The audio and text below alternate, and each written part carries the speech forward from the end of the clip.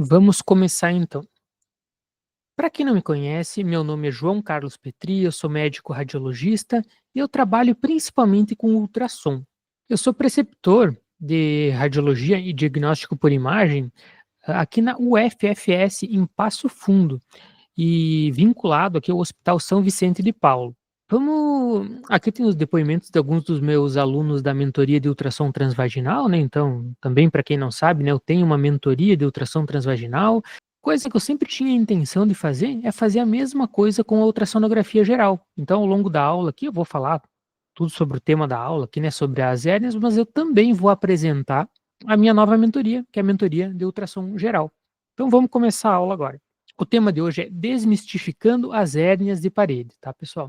Esse é um tema bem interessante, assim, que é coisa do dia a dia, né? A hérnia aparece na nossa agenda direto, então a gente tem que saber como avaliar, o que, que tem que procurar, o que, que a gente vai colocar no laudo, e é isso aqui que eu vou tentar apresentar para vocês hoje nessa aula.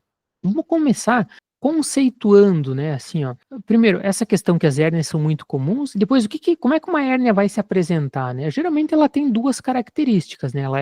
Ela tem um abaulamento, esse abaulamento pode ser visível, pode ser palpável, e ela é dolorosa.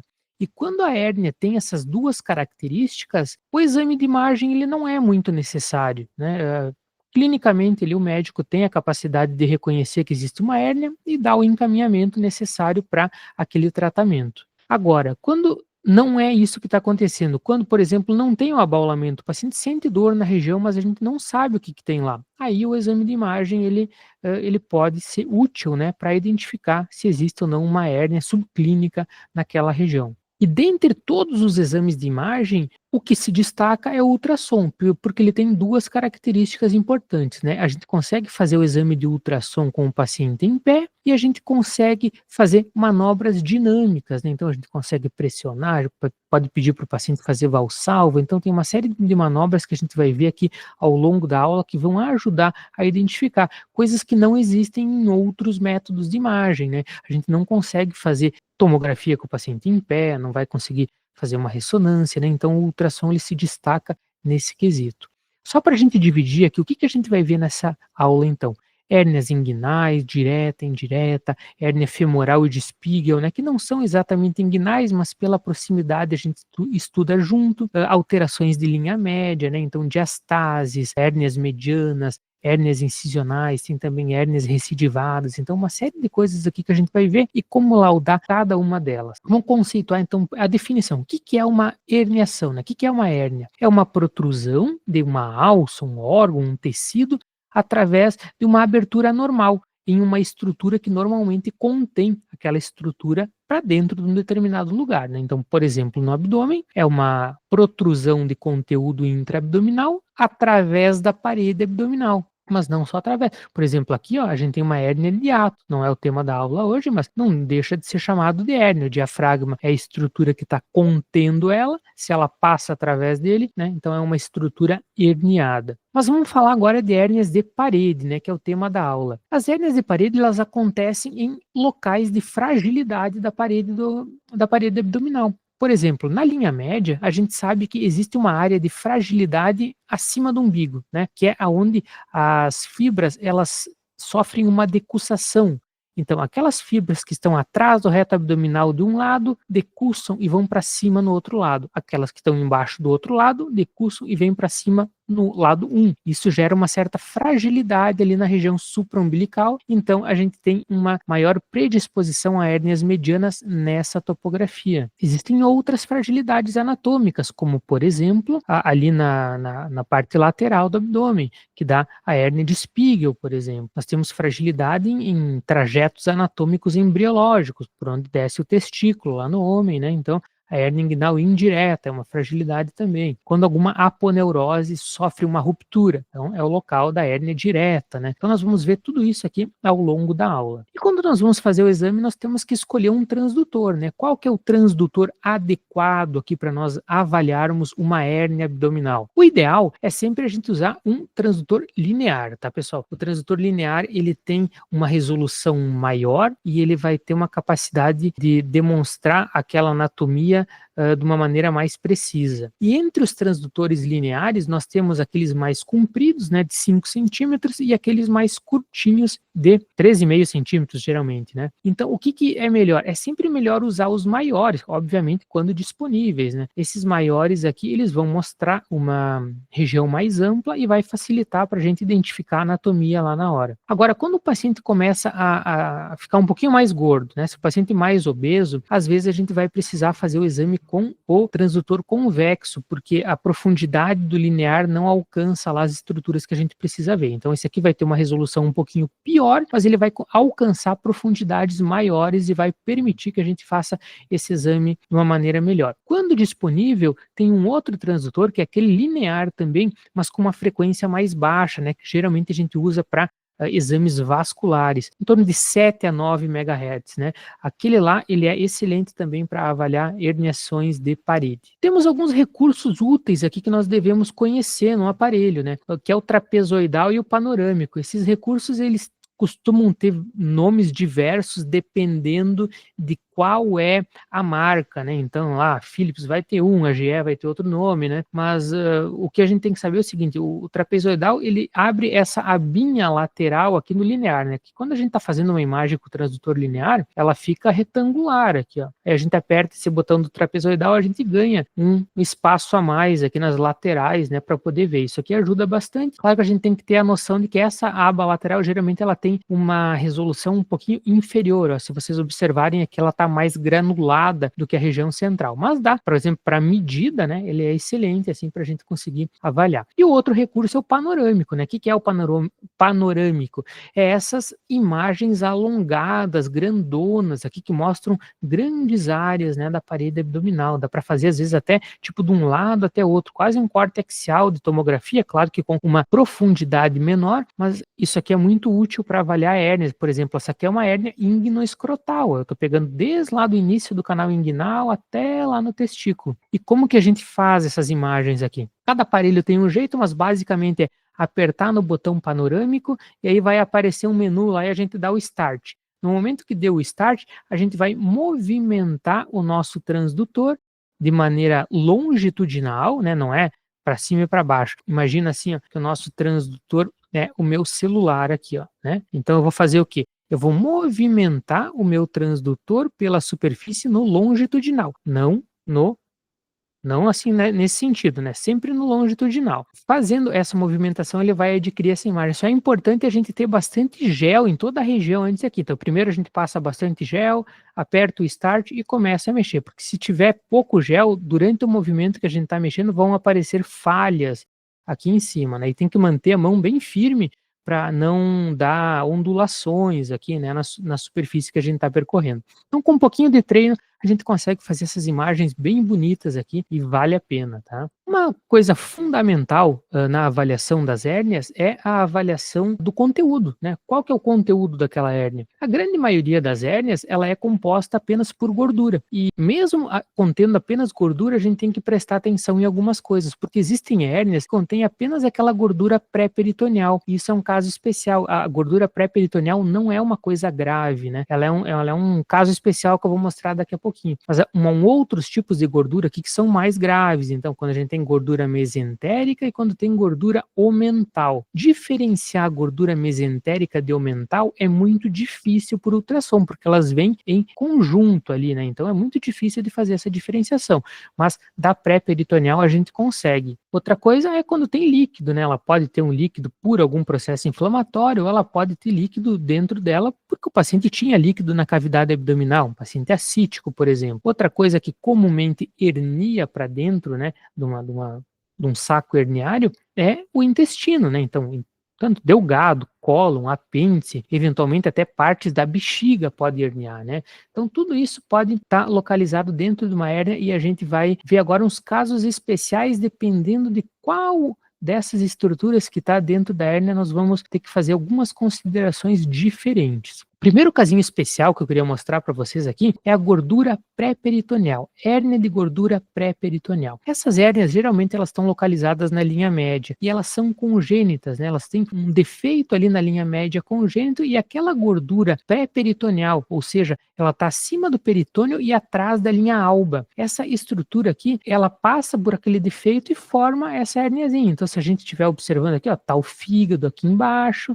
aqui está a linha alba e aí a gente tem uma imagem em formato de T aqui, que é uma hérniazinha pré-peritoneal. Não existe gordura mesentérica migrando aqui para frente do fígado e saindo pelo saco herniário. Essas hérnias aqui, elas costumam ser fixas. Se nós pressionarmos com o transdutor, ela não vai regredir. E por que é importante a gente conhecer esse tipo de hérnia aqui? Porque existe uma tendência de a gente querer classificar ela como uma hérnia encarcerada, justamente pelo fato dela não ser compressível, né, dela não ser redutível, e uma hérnia encarcerada, ela tem a sua gravidade, ela deve ser avaliada por um cirurgião, lá se ele não conseguir regredir, ele tem que marcar aquela cirurgia, né? Então tem uma questão de tratamento, enquanto essas hérnias aqui, as pré-peritoneais, elas não necessitam de tratamento, geralmente elas são assintomáticas e elas não têm a possibilidade de estrangular, né? Elas são uma coisa que vai estar ali, mas não vai incomodar. Então a gente tem que fazer essa diferenciação aí para hérnias de gordura omental ou mesentérica encarcerada, tá? Aquelas lá sim necessitam de tratamento. Uma outra coisa que pode herniar para dentro de uma hérnia inguinal é a bexiga, né? Então, eventualmente nós vamos estar avaliando lá a bolsa testicular, o canal inguinal, e nós vamos identificar dentro dele líquido. A primeira coisa que vai vir na nossa cabeça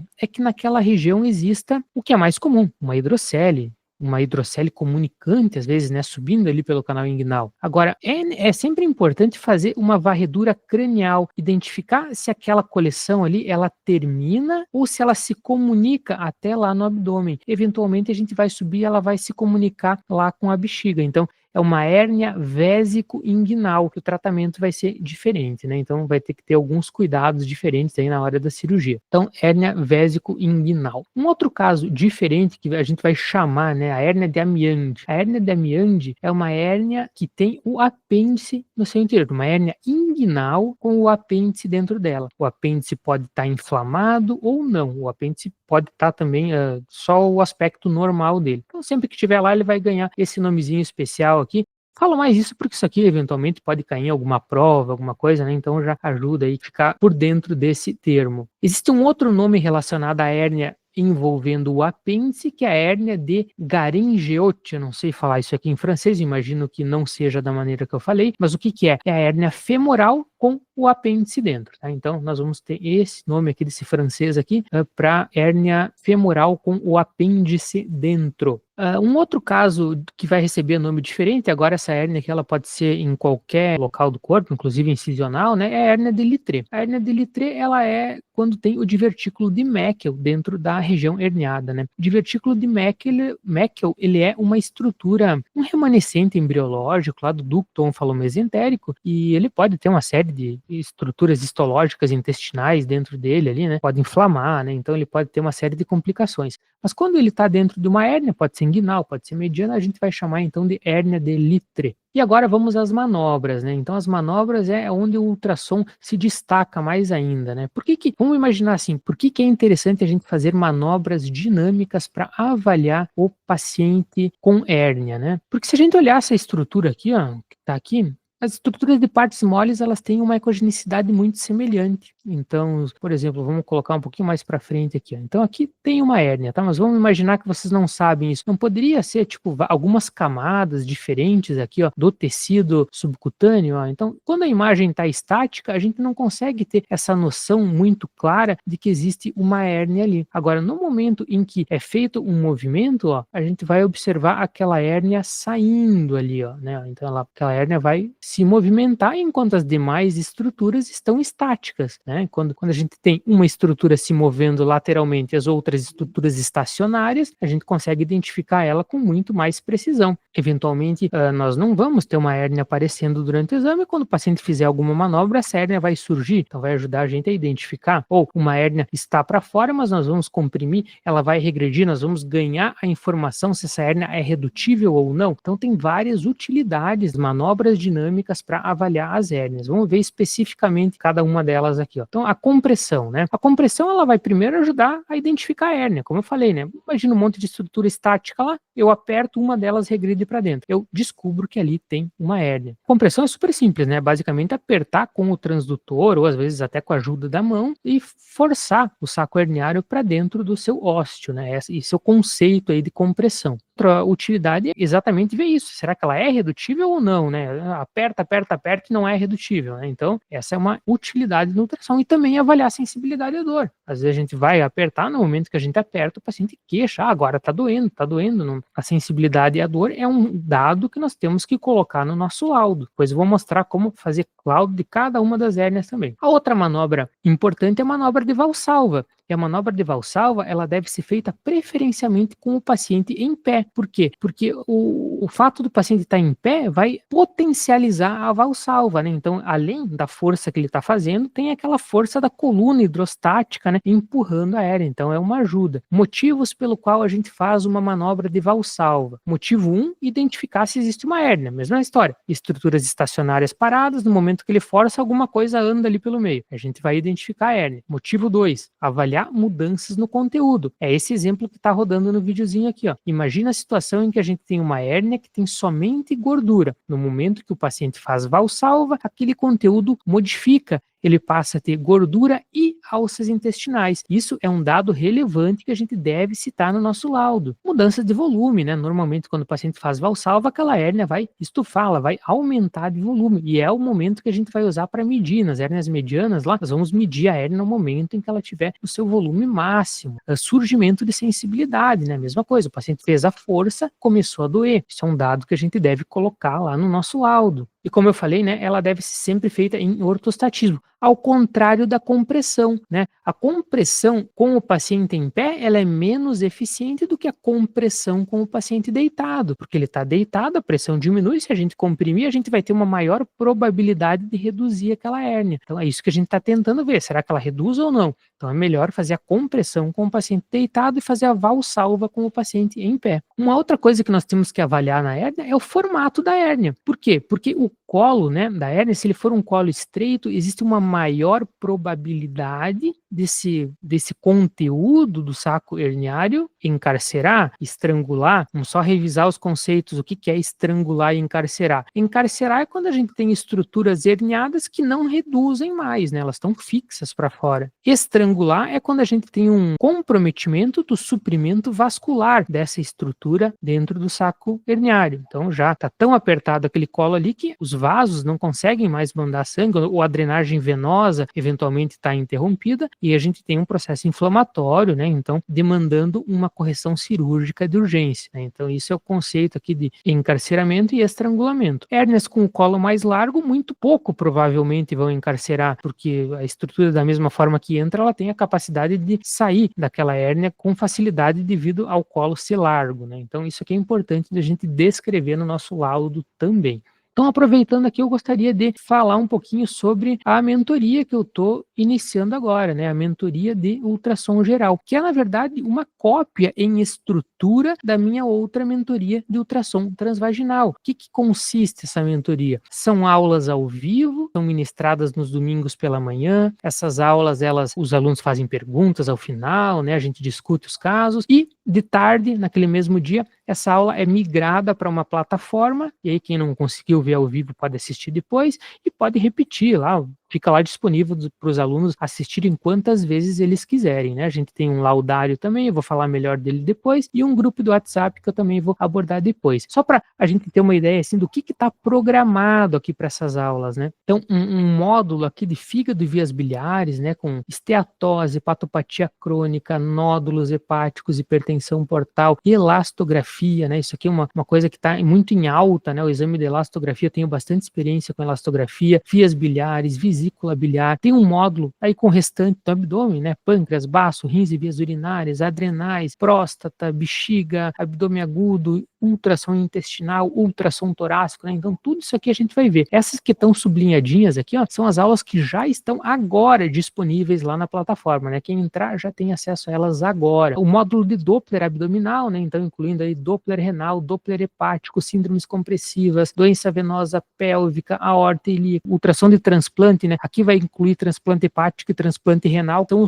com os quais eu tenho experiência, Doppler peniano e Doppler de tireoide. Nós vamos ter também a parte de pequenas partes ou partes moles, aqui incluindo ultrassom cervical, tireoide, tireoidopatias, bolsa testicular, parede abdominal, né, incluindo outras coisas, não apenas as hérnias, como eu estou falando hoje aqui, o BIRADS, implantes mamários e ultrassom dermatológico, né? Não é um curso completo de ultrassom dermatológico, mas é uma boa introdução com as principais lesões que a gente vai observar. Então é um curso redondinho, super completo, e provavelmente essas não vão ser todas as aulas, tá? No curso, na mentoria de ultrassom transvaginal, eu prometi 6 aulas, a gente já está com 16, tá? Então, quer dizer, conforme vão surgindo demanda dos alunos, novas aulas vão sendo acrescentadas e vão sendo ministradas e colocadas na plataforma ali para todo mundo poder ver. Agora vamos seguir com a nossa aula aqui. Principais marcos anatômicos para a gente estudar aqui na parte da região inguinal, né? A gente tem que conhecer principalmente a artéria epigástrica, né? A artéria epigástrica ela tem um trajeto posterior à musculatura reto-abdominal, tá? Então ela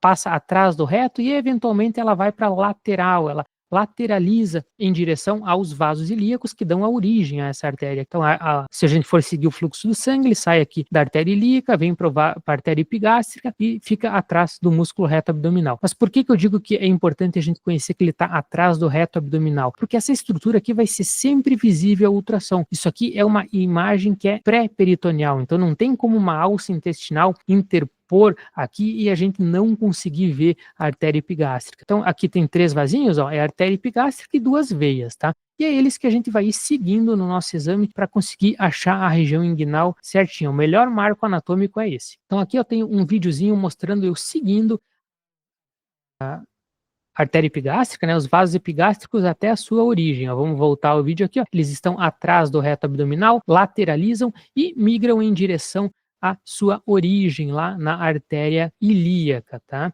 Então, esse aqui é o primeiro passo para avaliação de uma hérnia inguinal. Depois que a gente chegar aqui na origem da artéria epigástrica, nós vamos obliquar o nosso transdutor paralelo ao ligamento inguinal. O ligamento inguinal é uma estrutura fibrosa, né, hiperecogênica no ultrassom, e que tem esse aspecto oblíquo aqui, né, em formato meio de bolso da calça aqui, né, e nessa topografia aqui que nós vamos manter o nosso transdutor. Então, uma das pontinhas do transdutor vai ficar ali na origem da artéria epigástrica e a outra ponta paralela ao ligamento inguinal, um pouquinho acima dele. Então, 1 centímetrozinho cranial ao ligamento inguinal, mas paralelo a ele com uma das pontas do transdutor bem na origem da artéria epigástrica. O que a gente vai ver daí? Vai ver essa imagem aqui. Ó. Essa imagem aqui nada mais é do que o canal inguinal, tá, pessoal? E é por aqui que vai passar a hérnia indireta. Então é isso aqui que a gente tem que entender. O canal inguinal, ele conecta a região intraabdominal aqui com, no homem, o testículo, que fica aqui embaixo, né, a bolsa testicular. Então é o canal que passa isso aqui. Dentro dele passa o quê? Passa as estruturas do plexo pampiniforme lá, né, as veias, cordão espermático, né, tudo isso aí. E na mulher vai até os grandes lábios, né? Então essa é a diferença anatômica do homem e da mulher, mas o canal é muito semelhante. Então, quando a gente vai procurar uma hérnia, a gente tem que observar a artéria epigástrica. Então, a gente tem uma porção aqui que vem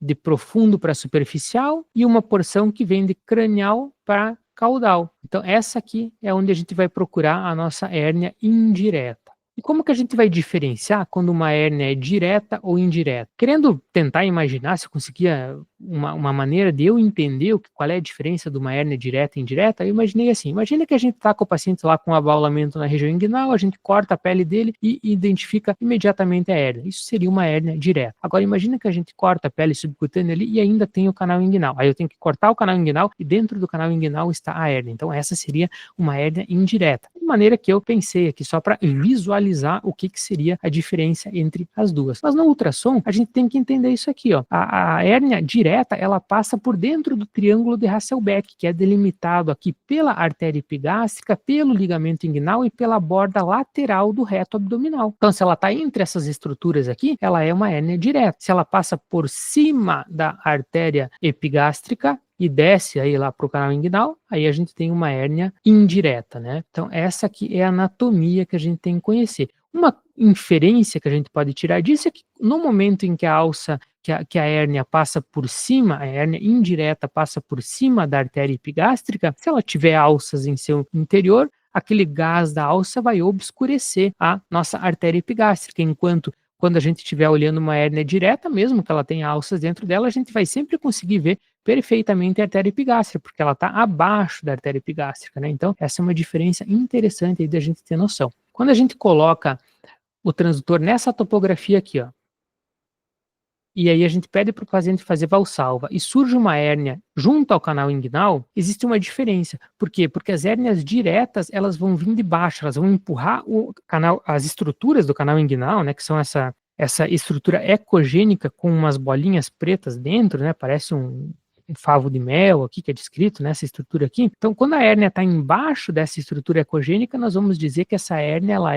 é direta, tá, pessoal? E quando essa estrutura ela vem por cima das estruturas do canal inguinal, ó, então, ó, aqui a gente tem as estruturas do canal inguinal e aqui tem a hérnia. Para ver se eu consigo fazer o vídeo funcionar aqui, ó. Aqui está funcionando bem, ó. Então é uma hérnia indireta. Essa aqui é uma hérnia indireta.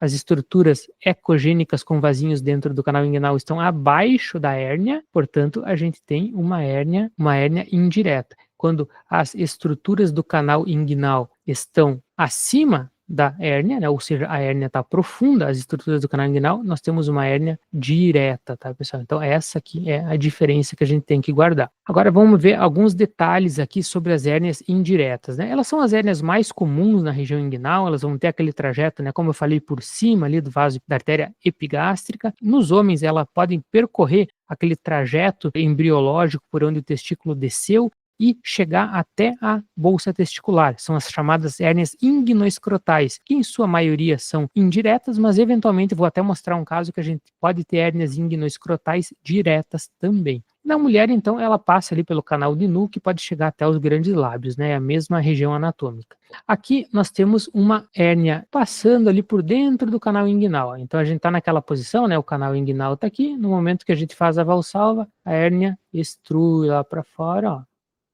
e volta. E aqui é uma imagem panorâmica de uma hérnia inguinoescrotal, também nesse mesmo trajeto, agora toda ela extrusa lá para baixo, né? Uma coisa que a gente tem que avaliar nas hérnias indiretas é o colo da hérnia, né? Existem dois tipos, né? A hérnia com o colo largo, que ela pode ser, que ela é deslizante, né? Chamada hérnia deslizante, justamente pelo colo ser largo, ela vai e vem, vai e vem, então o conteúdo aqui ele não é fixo, né? Ele é redutível, enquanto temos a hérnia não deslizante também, que o colo é muito estreito, então geralmente é apenas gordura que fica encarcerada aqui dentro do canal inguinal, e essa gordura ela é frequentemente confundida com um lipoma do canal inguinal, né? Mas na verdade não é, né? Um pouquinho de gordura que foi herniada lá e ficou presa por conta dessa pequena dimensão aqui do colo herniário, né? Uma outra maneira de fazer essa diferença é o ângulo aqui entre a porção que se superficializa da porção descendente da hérnia, é um ângulo mais aberto, e um ângulo mais fechado, próximo a 90 graus aqui, indica então uma hérnia com colo estreito, não deslizante. Essa aqui é uma característica das minhas aulas, ó. Como que nós descrevemos, né? Como laudar essas estruturas que a gente está vendo? Na maioria das aulas que eu faço, eu coloco algum slide assim, dizendo como que a gente deve laudar aquela estrutura, aquela patologia que a gente está vendo. E nesse caso aqui, então, coloco uma técnica ali dizendo como que a gente fez o exame e como que eu vou descrever a hérnia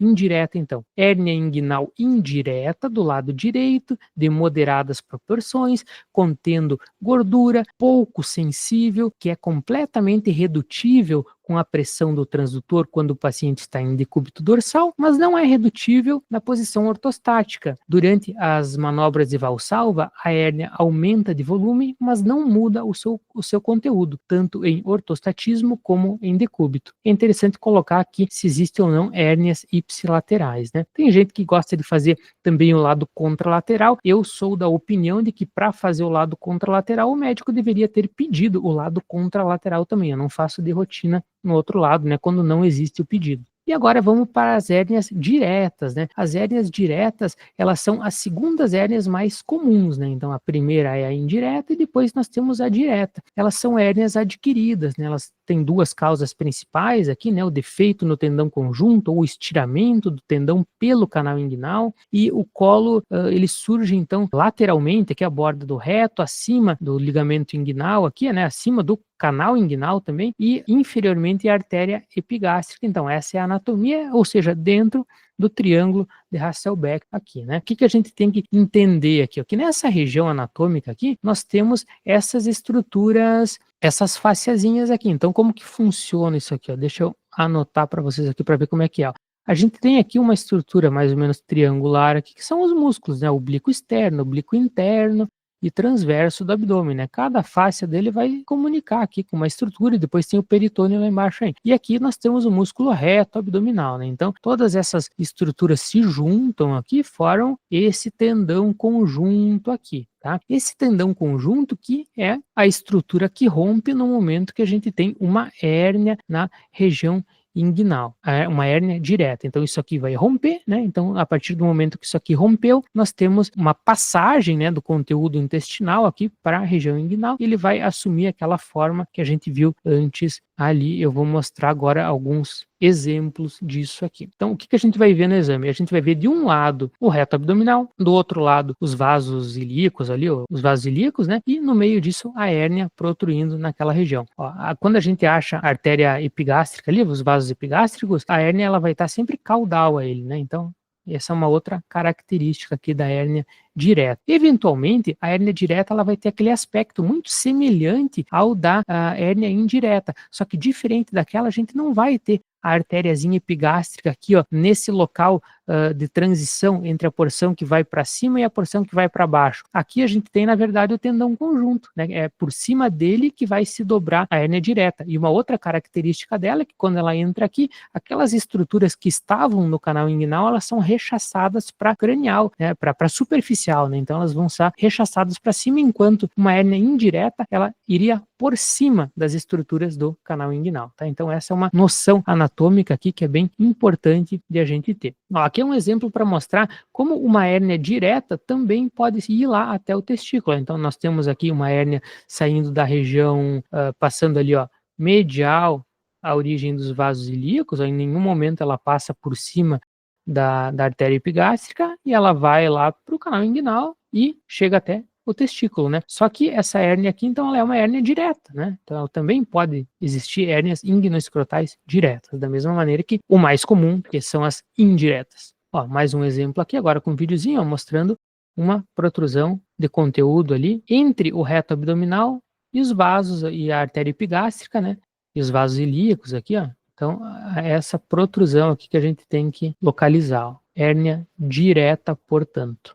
Agora vamos ver o laudo, né? Como que a gente vai laudar a hérnia inguinal direta? Hérnia inguinal direta do lado direito, de moderadas proporções, contendo gordura e alça intestinal, pouco sensível, que é completamente irredutível com a pressão do transdutor, tanto em decúbito como em ortostatismo. Durante as manobras de valsalva, a hérnia aumenta de volume, mas não muda o seu conteúdo, tanto em ortostatismo como em decúbito. Então é uma formulazinha aí que nós vamos adaptar a cada situação, mas contém todos os dados que nós precisamos dizer lá para o médico solicitante, né? O que é realmente importante nesses casos. E agora eu gostaria de falar um pouquinho do laudário da nossa mentoria. O que é o laudário, né? Na mentoria de ultrassom transvaginal, o laudário ele continha modelos normais e patológicos das diferentes patologias. Nesse aqui, eu acrescentei uma coisinha a mais, ó. Eu acrescentei protocolo de exame. Então, por exemplo, aqui, ó, começa com a tireoide. Ó, então, a gente tem o protocolo, fotos, o que a gente tem que olhar, o que tem que medir, parâmetros do Doppler, e aí depois vai, né, para o laudo normal com Doppler, patológicos, né, as tiroidites, os nódulos, tirrádios, aí isso vai seguindo, né, para cada estrutura de cada uma das áreas do abdômen, né, então é uma coisa bem completa que ajuda muito aí no dia a dia, né, a gente tá com uma dúvida, a gente coloca ali e já tem a resposta de como laudar aquilo ali. Tem alguns exemplos de nódulos tiroidianos, isso aí é dinâmico, né, conforme a gente vai discutindo lá no grupo novos casos diferentes, eu já pego esses exemplos discutidos e acrescento no laudário. Então ele está sempre sendo alimentado com mais casos e se torna mais robusto. Então essa é a ideia, né? Um PDF aqui que vai ficar lá na plataforma, eu atualizo ele periodicamente e aí ele vai sempre ganhando mais e mais modelos aí para a gente ter uma gama completa, né? Conforme a gente vai precisando no dia a dia. Seguindo aqui com a nossa aula, então, hérnias femorais agora. As hérnias femorais, elas não são hérnias verdadeiras, né? Mas elas são estudadas juntos por conta dessa proximidade. Elas são menos comuns que as outras, elas começam a acontecer um pouco mais no público feminino, principalmente em mulheres grávidas, por dois motivos, né? Por conta do aumento da pressão abdominal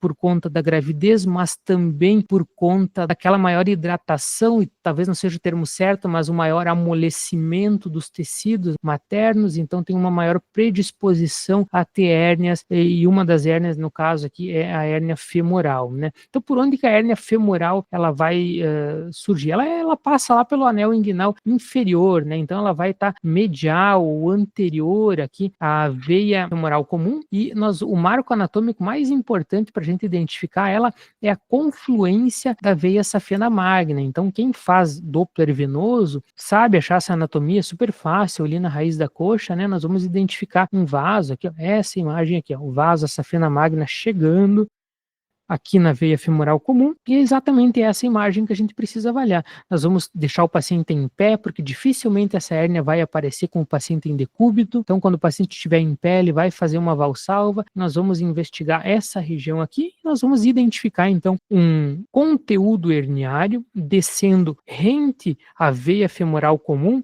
medial, um pouco anterior a ela. Então, aqui no longitudinal, a gente está vendo ó, o saco herniário chegando até aqui a crosta da safena, e agora no transverso. Então, eu tenho aqui a artéria femoral, veia femoral, e medial a ela, aquele conteúdo herniário descendo ali durante as manobras de valsalva com o paciente em ortostatismo, apoiando o peso do corpo no pé contralateral, né, para não tensionar essa musculatura aqui, que pode prejudicar. Então, nós vamos fazer esses detalhes aí, são importantes, né, para conseguir identificar a hérnia femoral. Como que nós vamos laudar a hérnia femoral? Aqui a gente pode falar direto, né, hérnia femoral do lado direito, de pequenas dimensões, contendo apenas gordura, moderadamente sensível, que é irredutível com a pressão do transitor, tanto em decúbito como em ortostatismo. Durante as manobras de valsalva, a hérnia aumenta de volume, mas não muda de conteúdo. Então é basicamente essa formulazinha aí que a gente vai usar para descrever as hérnias inguinais, as hérnias femorais, né? As medianas é uma fórmula um pouquinho diferente, depois eu vou mostrar também. Agora vamos entrando nas hérnias espiguelianas, né? São aquelas hérnias de parede abdominal anterior e elas acontecem aqui na linha semilunar, né? Vamos entender essa anatomia aqui um pouquinho então. A linha semilunar é essa intersecção entre a musculatura oblíqua transversa do abdômen e a musculatura, os retos abdominais, né? Então, essa aqui é a linha semilunar. E nós temos também a linha arqueada, né? Que ela vem aqui mais ou menos entre as cristas ilíacas aqui, que corresponde ao quê? Na face interna lá do reto abdominal, é um local onde existe uma menor proteção, uma menor quantidade de fáscias, né? A fáscia transversal ela chega junto aqui à borda posterior do reto abdominal, mais ou menos nessa topografia. Então isso aqui predispõe a herniações nessa região. Mas não é exclusivo, né? As hérnias de Spiegel, elas podem acontecer em qualquer ponto aqui na linha amarela, né? Claro que é mais comum ali embaixo, próximo à linha arqueada. Só para a gente perceber. O que a gente tem que entender dessa anatomia aqui? Como eu falei antes, tem todas aquelas aponeuroses, né? Aponeurose do oblíquo externo, interno, transverso, a face transversal e o peritônio. Dessas camadas aqui, a que não rompe é a do oblíquo externo, né? Então, ela vai ficar íntegra e as outras todas vão romper, no caso da hérnia, né? Então, a hérnia ela vai protruir e vai determinar uma pressão aqui sobre a aponeurose do oblíquo externo. E como essa aponeurose ela vai continuar íntegra, ela vai forçar a parte lateral da hérnia contra os ventres musculares.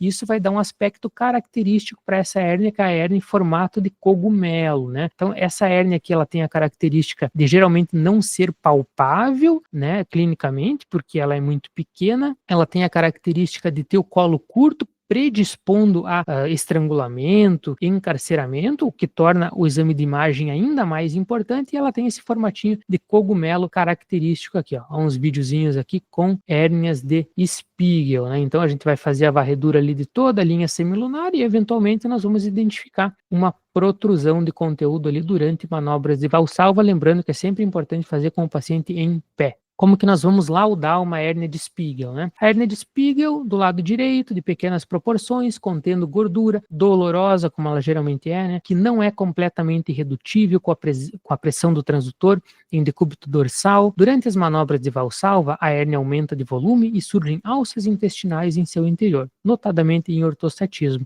Então vocês notaram, né, que eu fui fazendo algumas pequenas mudanças na forma aqui, para a gente ter uma gama de laudos maior, né, para vocês entenderem como que a gente descreve, mas a gente vai adaptar essa formulazinha aqui ao nosso caso que nós estamos observando no dia lá. E agora vamos para as hérnias medianas, né? As hérnias medianas, é fundamental a gente entender aqui a linha alba, né, que essa é a estrutura fibrosa formada pela fusão das aponeuroses, né, e ela é um pouco mais frágil, então, como eu falei antes, ali acima do umbigo, que é onde geralmente as hérnias medianas estão localizadas, né? O que nós vamos relatar em uma hérnia mediana? Bom, nós vamos falar basicamente que o defeito na parede, nós vamos medir ele em 2 planos, vamos dizer que ele tem, por exemplo, 1,5 por 1 centímetro, e nós vamos medir o saco herniário e vamos dar a medida do saco herniário durante as manobras de valsalva em 3 eixos, né? Então, fazer 2 eixos aqui, gira 90 graus e faz mais o outro eixo restante para a gente ter o volume daquela hérnia. Nós vamos descrever o que existe de conteúdo e se durante manobras existe mudança naquele conteúdo. Então, né, fez valsalva, mudou, ou a gente conseguiu comprimir ou não. Então, e tudo isso a gente vai ter que descrever no nosso laudo. Então, como que ficaria um laudo aqui de uma hérnia mediana? Hérnia mediana, localizada na região epigástrica, com ósteo de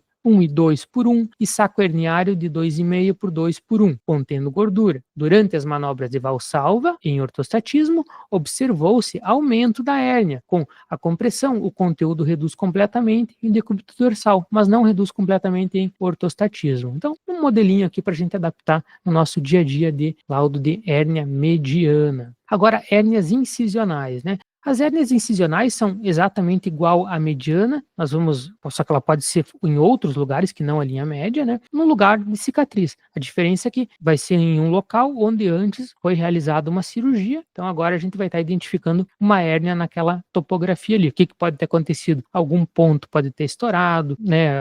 Alguma telinha ali que foi colocado para conter, ela não está segurando, então surgiu uma hérnia no local de uma cirurgia. Alguns tipos comuns aqui, hérnia umbilical após laparoscopia, né, porque o umbigo é a região onde vai o maior dos instrumentos ali, né, que é a câmera, hérnia parostomal, né, enfim, né, quando tem uma cirurgia intestinal grande, subchifoide após toracotomia, na margem medial de uma colicistectomia aberta. Então, todos os tipos aí que a gente encontra no dia a dia, né.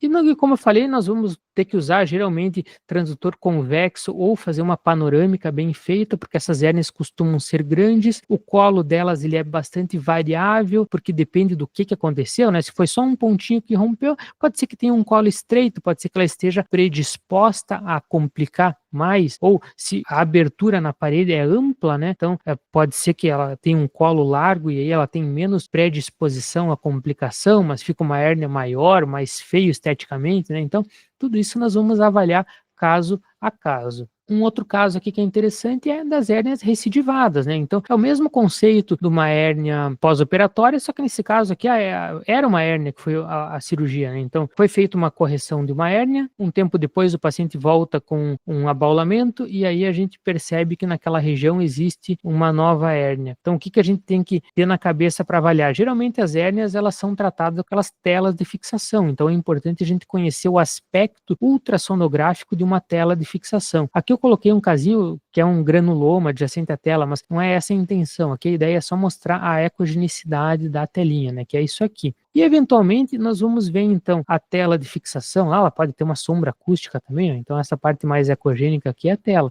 E depois que o paciente faz valsalva, o que acontece? Ó? Uma estrutura hernia, ali ó, vamos botar no início de novo, ó. O paciente faz valsalva e uma estrutura hernia por debaixo daquela tela de fixação. O que significa? A ancoragem distal daquela tela soltou e a hérnia voltou a surgir naquela região. Então, isso é uma recidiva herniária. Pode ter líquido, pode ter granuloma, pode ter um monte de coisa, nós vamos avaliar caso a caso também o conteúdo e vamos laudar daquela mesma maneira que a gente laudou as outras hérnias, dependendo de qual é a localização em que ela está acontecendo. Aqui tem um celularzinho só para mostrar o nosso grupo do WhatsApp. Ó. Esse aqui é o grupo do WhatsApp da mentoria de ultrassom transvaginal, porque era o que estava funcionando agora, né? Então eu não tinha ainda o do geral para mostrar. Mas é isso aqui, ó, o pessoal manda casos, aí eu analiso os casos lá, mando a resposta para eles, né? Geralmente bem rápido. Outros colegas dão experiência, dão a sua experiência pessoal a respeito daqueles casos, dão a sua opinião. Então a gente fica discutindo ali o dia inteiro. Alguém manda um caso, a gente discute, vê o que pode ser, o que não pode ser. E aí todo mundo aprende com a dúvida de todo mundo, né? Então não é como uma discussão individual. Eu pergunto para o professor lá no WhatsApp privado dele e ele me responde e só nós dois ficamos sabendo. Aqui não, as dúvidas são mandadas no grupo, todo mundo fica sabendo e aí todo mundo cresce em conjunto, né? Isso aqui é muito mais didático. Eventualmente, se tiver alguma dúvida mais sensível, né? Dá para mandar também no privado para mim, no caso, né, para a gente discutir o caso, mas o ideal é sempre mandar lá no grupo do WhatsApp. E agora vamos para a parte final da aula aqui, que é a diástase dos retos abdominais. Como é que funciona isso aqui? Os músculos retos, eles devem ser muito próximos aqui na linha média, né, geralmente menos de 1 centímetro, pode ser tolerado até 2 centímetros, né, de distância entre a margem medial dos retos. Mas, eventualmente, situações em que existe um aumento da pressão abdominal, por exemplo, na gravidez da mulher, ou uma pessoa que engordou muito, depois ela perde peso e aí fica a diástase, né? Mas é mais comum mesmo em mulher após a gravidez. Aí essa distância entre os retos abdominais, ela aumenta. E aí nós vamos fazer o exame lá para medir exatamente qual é essa distância. Mas antes disso, a gente tem que conhecer essa anatomia aqui. Como que nós vamos chamar cada uma dessas regiões aqui? E nós podemos usar essa anatomia tanto para classificar a diástase dos retos, como para dizer aonde que é a hérnia. Então, por exemplo, uma hérnia umbilical, né? A hérnia umbilical, ela pode acontecer em toda essa região umbilical, que é 3 centímetros para cima do umbigo e 3 centímetros para baixo. Toda essa região aqui é a região umbilical. A região epigástrica, ela vai somente além dos 3 centímetros acima do umbigo até 3 centímetros abaixo da região da subchifoide. Então, essa região intermediária aqui que vão estar as hérnias epigástricas e é onde nós vamos medir a diástase na região epigástrica. Então, aqui em cima nós temos até 3 centímetros a região subchifoide. Aqui embaixo nós temos a região suprapúbica. E entre a região umbilical e a região suprapúbica nós temos a região infraumbilical. Então, nós podemos especificar a medida em cada um desses níveis ou, caso exista uma hérnia, dizer exatamente em qual desses níveis que está localizada a hérnia. Como que funciona a medida no ultrassom? É super simples, né? Basicamente nós vamos pegar aonde que termina um reto abdominal até onde que começa o outro reto abdominal e vamos fazer essa medida aqui, né? Vamos medir ali, vai ficar uma medida semelhante a essa aqui da foto, ó, de um ladinho até o outro, e aí no laudo nós vamos descrever todas essas medidas e vamos classificar de acordo com essa tabelinha aqui. Então até 2 centímetros vai ser normal, de 2 a 3 uma diástase leve, de 3 a 5 uma diástase moderada e uma diástase acentuada acima de 5 centímetros. Como que ficaria um laudo nesse modelo aqui que eu estou falando? Então, a distância entre as margens mediais dos retos abdominais foi aferida nos seguintes níveis: subchifoide, 1 centímetro, normal; epigástrica, 4 centímetros, aumentada; umbilical, 4,5 centímetros e infraumbilical, 2 centímetros. Aí suprapúbico, 0. Esses de 0 a gente pode ignorar, né? Então, nós vamos colocar ali e depois classificar de acordo com o maior aqui, que é o umbilical, né? Deu 4,5, portanto, moderada. Diástase moderada dos retos abdominais, não há hérnia associada. Se tiver hérnia associada, aí nós vamos descrever essa hérnia como a gente viu aqui ao longo da aula, tá? Então, basicamente, era isso que eu tinha para explicar para vocês aqui na aula. Agora eu gostaria de falar um pouquinho qual é o investimento para participar da minha mentoria de ultrassom geral. qual que é o preço que eu cobro normalmente nas mentorias, né? E esse é o preço da mentoria de ultrassom transvaginal. É R$ 4.500, tá? A gente divide isso aqui em 12 vezes de 375, ou para quem quer pagar à vista, 3.997. Esse aqui é o pacote por um ano de acompanhamento, tá? Então, por um ano a gente vai ter acesso ao grupo do WhatsApp, às aulas, às discussões, né? Ao laudário, tudo isso. Passou um ano, a pessoa precisa renovar, tá? Só que eu pensei em fazer nessa estreia aqui, por uma quantidade limitada, por 2 anos, tá? Então, por 2 anos e com desconto ainda. Então, por 2 anos, nós vamos fazer a nossa promoção, que vai valer somente nessa primeira semana até sexta-feira, em 12 vezes de R$ 291,66. Isso aqui fica R$ 3.500 se a gente somar todas as parcelas, tá? E essas parcelas aqui vão dar esse acesso aos 10 primeiros que se inscreverem por 2 anos, tá? Depois disso, esses 2 anos, isso aqui fica um valor irrisório, né? Se a gente colocar a quantidade de dias aqui, é R$ 4,86 por dia. Passou esses 10 primeiros, continua o mesmo preço, mas aí a pessoa vai ter acesso a um ano normal, como sempre foi, tá? Então, esse um ano vai continuar sendo, então, 12 vezes de R$ 291,66 a partir das 10 primeiras, e aí o preço ele vai ser R$ 9,50 por dia, que também não é nada demais, né, pessoal? Então, é um valor super tranquilo aí,